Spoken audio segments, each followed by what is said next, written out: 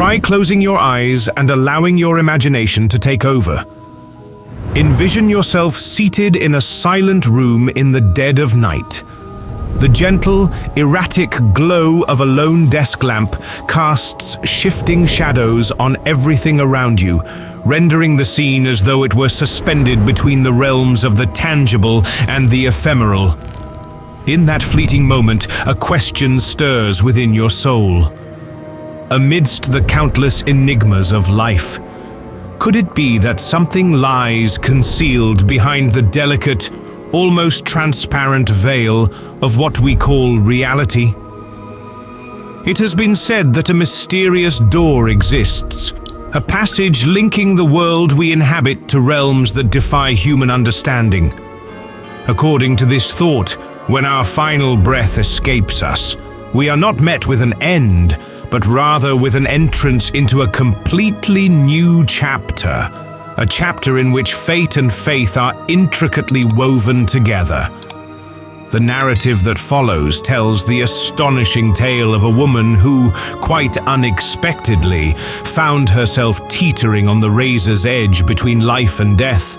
A story that might well send shivers down your spine as you come to realize that sometimes warnings find their way to us in the most unforeseen manners. Do you truly believe that there exists a world beyond our own? That an invisible yet immensely potent force is quietly orchestrating the destinies of humankind? Today, I am here to share with you an extraordinary true account, a near-death experience that irrevocably transformed the life of one woman. Listen intently, for the words you are about to hear may serve as the most significant warning you will ever encounter. On one particular October night in 2023, the heavens seemed to drape themselves in a soft, gentle grey, while a light, dusty rain graced the long, deserted streets with an aura of wistfulness. Under the melancholic glow of the streetlights, Charlotte Richard was driving home after having attended her grandchild's musical performance at school.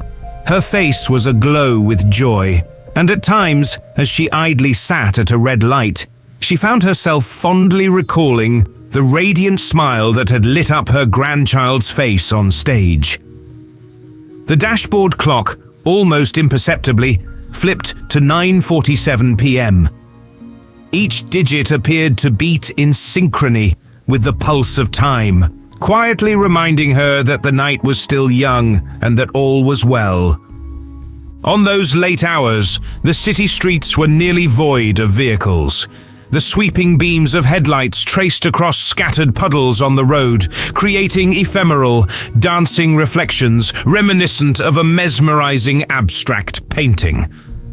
Charlotte took a deep breath, inhaling the cool, moist air, and savored the gentle chill that marked the onset of early autumn. In that serene instant, she silently offered thanks for the comforting dinner awaiting her at home, for the untroubled, simple days that passed by without the heavy burdens of worry.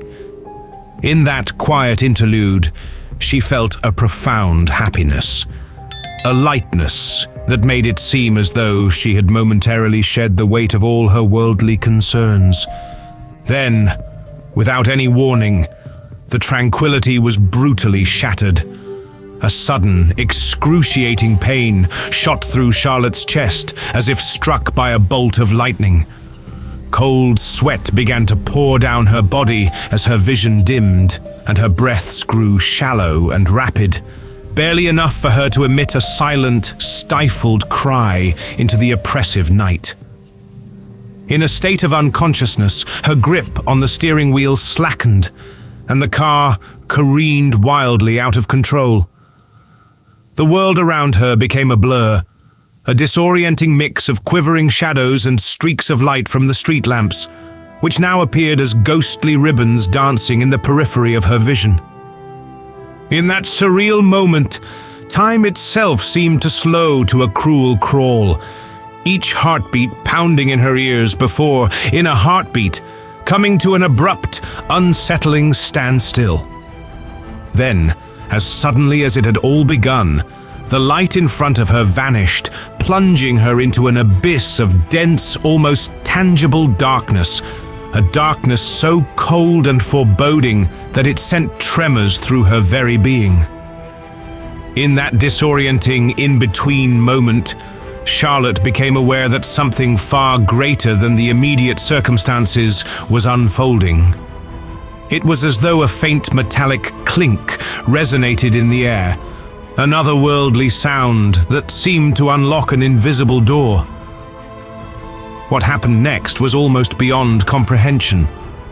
She found herself looking down upon her own body, motionless and inert in the driver's seat. The searing pain in her chest dissipated, and the pervasive fear that had gripped her was replaced by an overwhelming sensation of floating, an airy, unburdened state that permeated her mind like a soft, caressing breeze. Before her eyes, a brilliant aura of light erupted into existence. This radiance was mesmerizing, yet never harsh, as if it were composed of countless hues, gently shifting and merging in a slow, hypnotic dance, enveloping her in an indescribable warmth and comfort. And then a voice, both tender and imbued with an undeniable authority, filled the space. "Charlotte, do not be afraid. The Lord has sent me to reveal to you the events that are about to unfold." Before she had a chance to respond, the effulgent light coalesced into a vast, imposing curtain. Gradually, this luminous curtain parted to unveil an array of miraculous visions, so breathtaking in their beauty and profundity that Charlotte could only sit in awed silence. The first vision that materialized before her was that of Earth itself, floating, almost fragile, against the infinite expanse of the cosmos. A planet that should have been vibrant and teeming with life now appeared to be cloaked in a shroud of impenetrable darkness, as if a heavy black veil had been draped over it.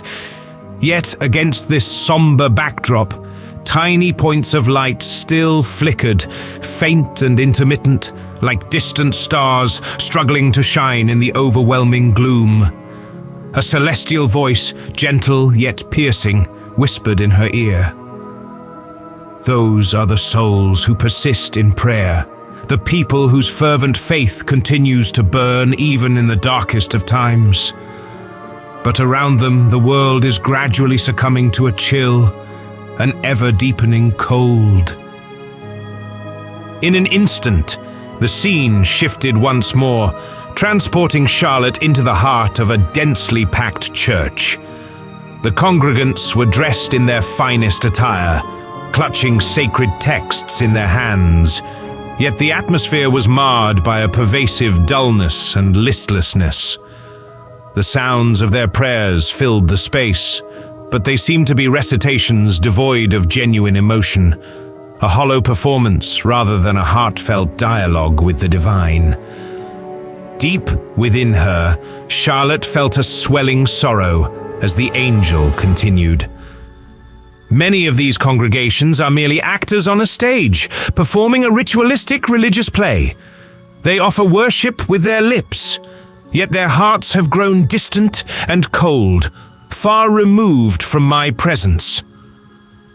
No sooner had these images faded than an entirely different set of visions burst forth, vivid and contrasting.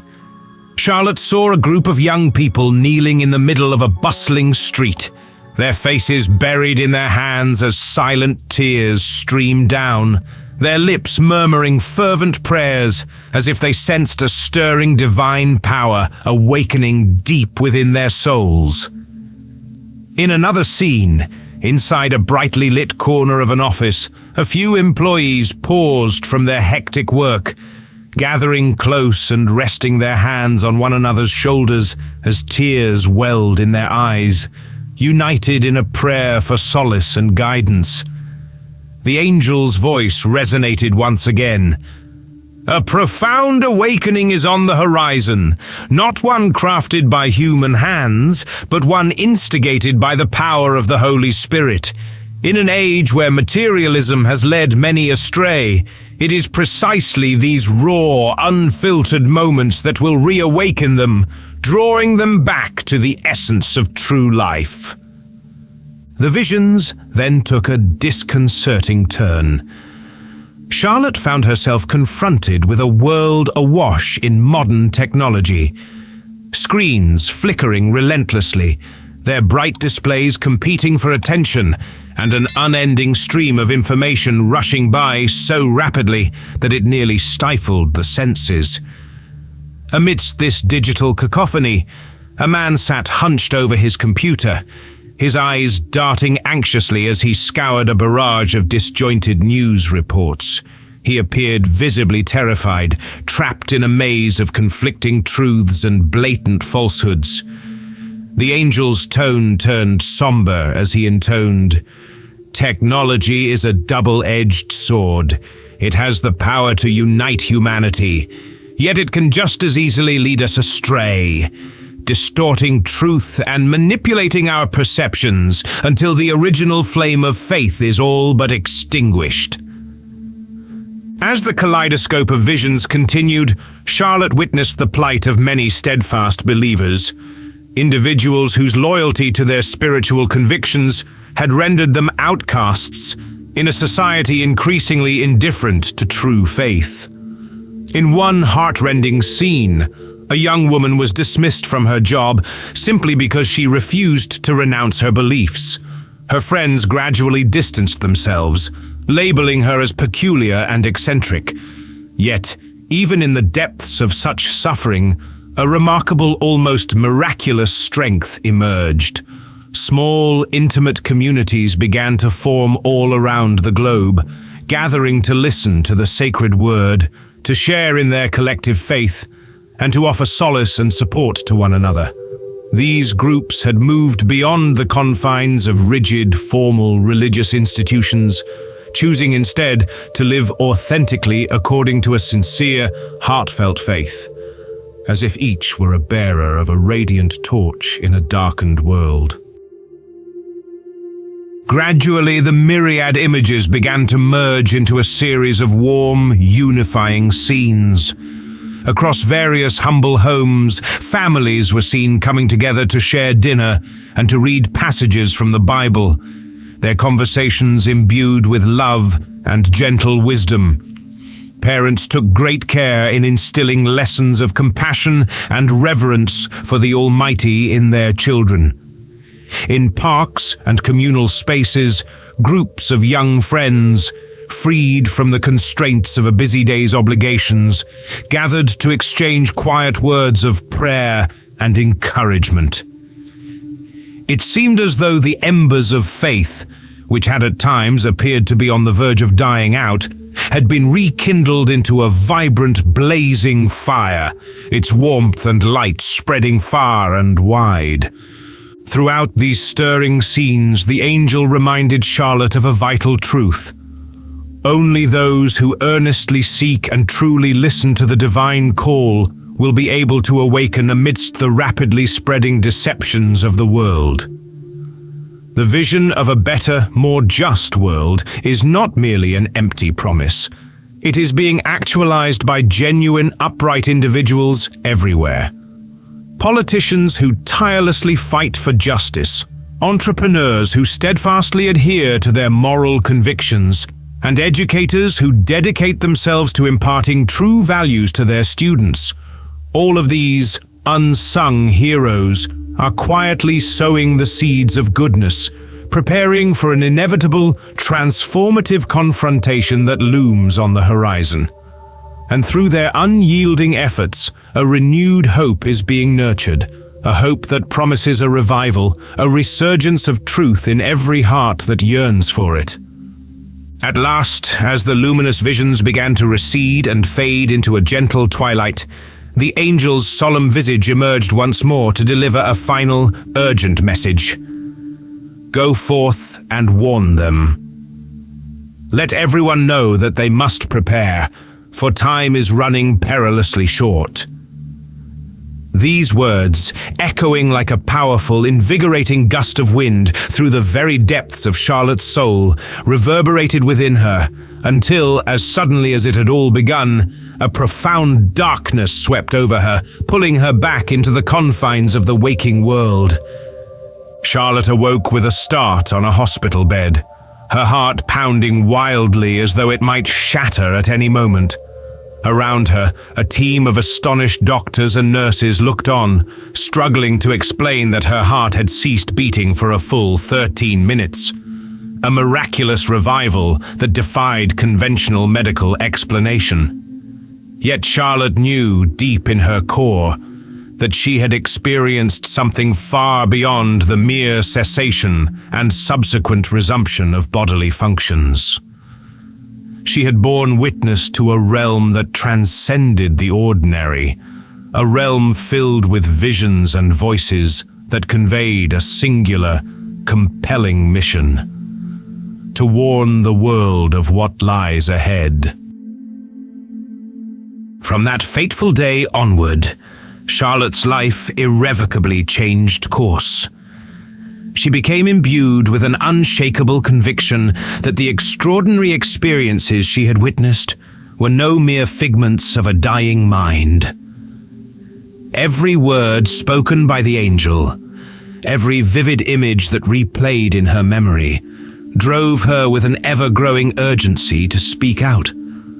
While those around her marveled at the inexplicable miracle of her revival, Charlotte prepared herself to share her story with the world, holding on to the hope that her testimony might serve to awaken the slumbering hearts of those who had yet to listen. And so even now, the resonant question continues to echo, a question that pierces straight to the core of every human heart. Are you truly ready to heed this warning? In the end, as we pause to reflect upon Charlotte's remarkable journey, we might well ask ourselves whether we have neglected something truly vital in our own lives.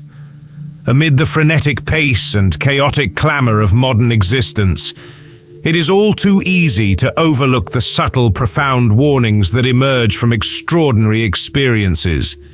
Yet it is precisely those moments, those fleeting instants when our hearts nearly cease to beat, when we stand on the very edge between life and death, that may serve as the only resounding bell potent enough to remind us that there exists a reality far greater than the one we perceive.